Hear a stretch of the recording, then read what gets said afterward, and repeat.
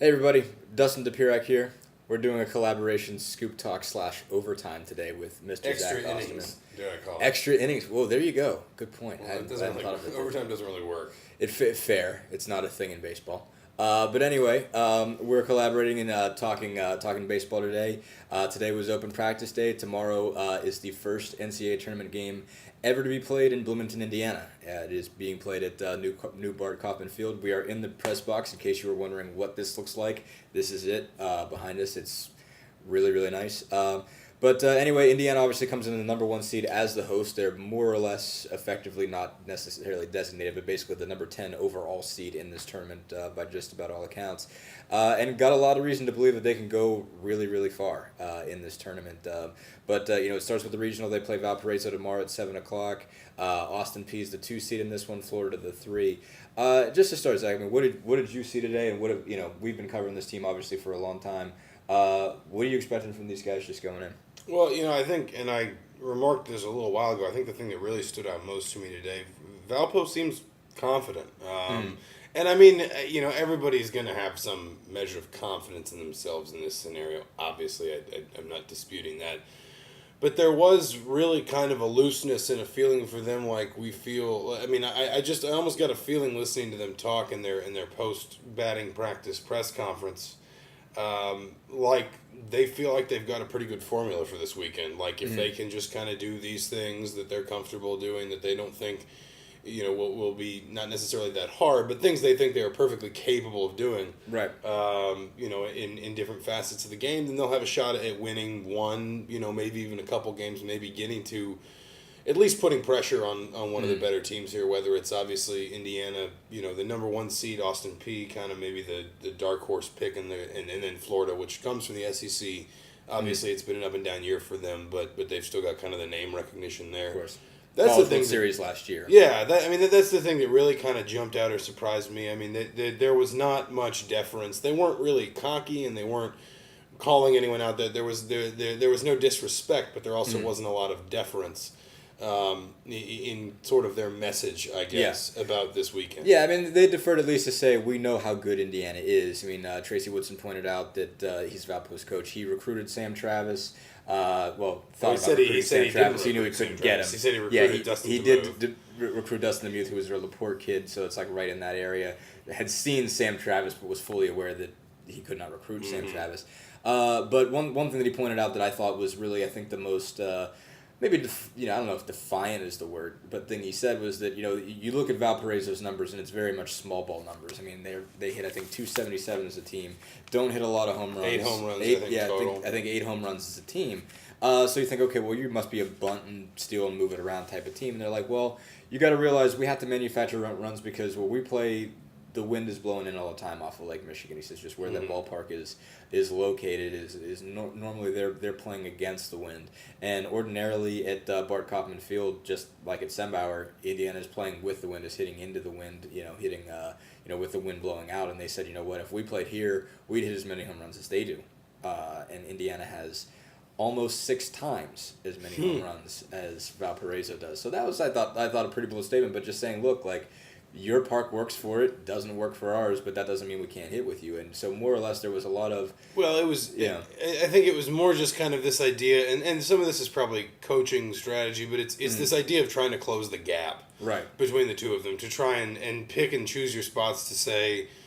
to get a little bit cliche, sort of like the Norman Dale moment of the basket's still 10 feet. The basket's still 10 feet high, the free throw line's still 15 feet away, or whatever the measurements are. Yeah. I think that was a little bit of kind of that, of like, you don't really have to be, we don't have to be scared of these guys. We'll be respectful of them, obviously, but we don't have to be scared of them. And I think that there was, certainly they were talking about Indiana, but I think that their whole attitude was just generally toward the regional. Right. And it was interesting, Tracy Smith pointed out today, too, that the only team in this regional without any NCAA tournament experience on its roster is Indiana. Right. These other 3 teams were all in the tournament last year. Florida and Austin Peay have been, I think, fairly regular tournament going programs in the last few years. So Austin Peay's been 3 straight. Yeah, and at Florida and won games last. Florida's obviously a powerhouse, but Austin Peay took Oregon all the way to the regional championship last year. Beat Cal State Fullerton. And there were some questions about the way they lost to Oregon as well. Yeah. But if you ask from the Indiana side too, I think, and this really isn't a surprise, but there again, Tracy Smith has talked about this the whole season. There was not a change in this team's demeanor today. I don't think there wasn't really a feeling of it seems like Indiana is always kind of painted in basketball as the school that gets very intense around the tournament. I think it's mostly just because Tom Crean likes to conduct those up-tempo open practices where a lot of other people don't. I don't necessarily think that that's not part of their nature during the regular season. But you definitely did get the feeling today there was no changing the way Indiana goes about its business. There was no feeling like, well, this is different now, or we have to behave differently now. And that's kind of been, sort of part of the line that Smith has parroted all year is that the difference between this squad and some of the other really good teams he's had is just simply that this team has always kind of been able to put whatever it did behind it quickly and just sort of stay focused and locked in on the moment, directly in the windshield. Yeah, you mentioned, just the fact that obviously Indiana's the only team that these guys haven't been here. Nobody on this team has been to an NCAA tournament. But Tracy Smith a couple times just during his press conference referred to 2009 and just said that, that team, especially when it won Big Tens, the celebration was such that there was this collective sigh of relief and that everybody was extremely jubilant and excited just to be getting in. And that was because if they didn't win that Big Ten tournament, they were not getting in. There was no way. And that was the first time in 13 years that Indiana had been there. And even though these guys weren't around that, it almost seems like you hear almost Tracy talk about it. It's almost like these guys learned from the example of a team that they weren't on, that they weren't necessarily part of. There were some guys, obviously there was some connection. Michael Basil was senior, certainly played with a lot of guys that were on that 09 team, like Alex Dickerson, etc. But this team, and it's been true throughout the year with everything that they've done, breaking into the top 25, winning both of those Big Ten titles, just beating some teams, again, beating Florida 2 out of 3 the first time they played, beating Louisville. It has always seemed like they expected themselves to do these things. At a certain point, they came to realize that they were capable of just about everything, and that's how they view this tournament. They obviously, with the ranking, with where they come into this thing, they realize that they're kind of expected to win, and they believe that they should. They don't feel like, they believe that Omaha is certainly reachable, and they absolutely believe a super regional is reachable, and they haven't looked past it, but they do realize that they are capable, and they really should, make some noise and travel some distance in this tournament.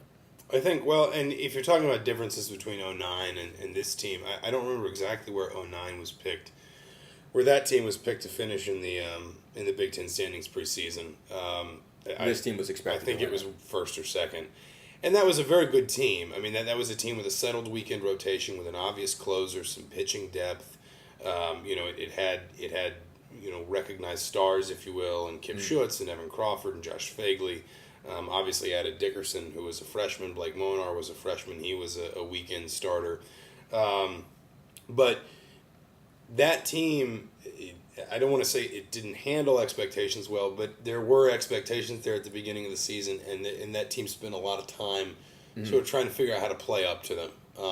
And I think that the difference with this team, and certainly it's borne out statistically, I think that team was something like 33-26, or it was like 32-29. It was about what Valpo is right now. Yeah. It was a team that struggled early in the season, had some hiccups in Big Ten play, got it together at the right time. I think they finished third in the conference, and then just blew through the Big Ten tournament.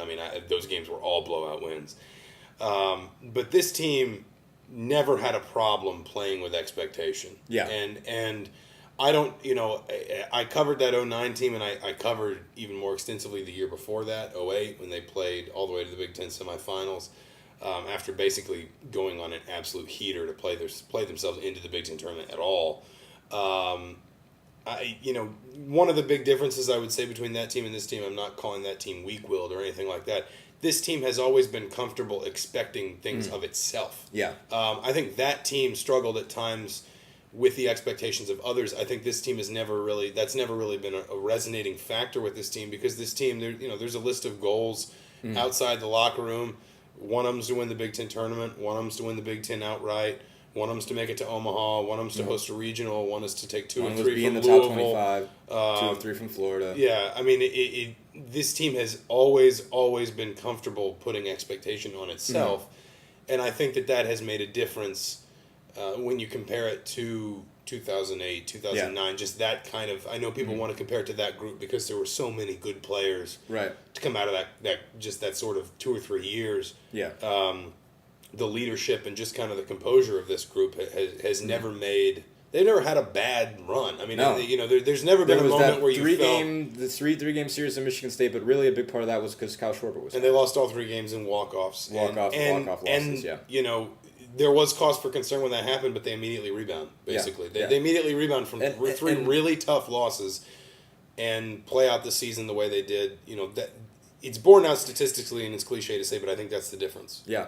No, I mean, just to make this real quick, because we got to cut this off. I mean, a big part of it is just personalities, and the personalities we've seen with this team, and a big reason why there's a good chance you're going to see some of these guys in the big leagues, especially Kyle Schwarber and Sam Travis, is they're just very unaffected. Especially more than anyone else, those two. I didn't really know a lot of the 09 guys. That's the year before I got here, but Schwarber and Travis, especially, they're unfazed. Well, and think about think about what this team's done in what Tracy Smith basically called tournament settings. Yeah. The Friday win at Ohio State, and then the way they came back from that Saturday. And then the way they won, the way they tied the game against Nebraska, even when they lost it, and then the way they win against Nebraska the next day. It's been different guys in those situations a lot of times. Yeah. But they have gotten those kinds of performances that reaffirm that kind of confidence, I think, and I think that's been the other important part of it. Absolutely. So this gets rolling tomorrow. 1 o'clock, Austin Peay in Florida. 7 o'clock, Indiana and Valpo. That's their first NCAA tournament game since 09, and that's when it gets interesting. Should be fun. Thanks, guys.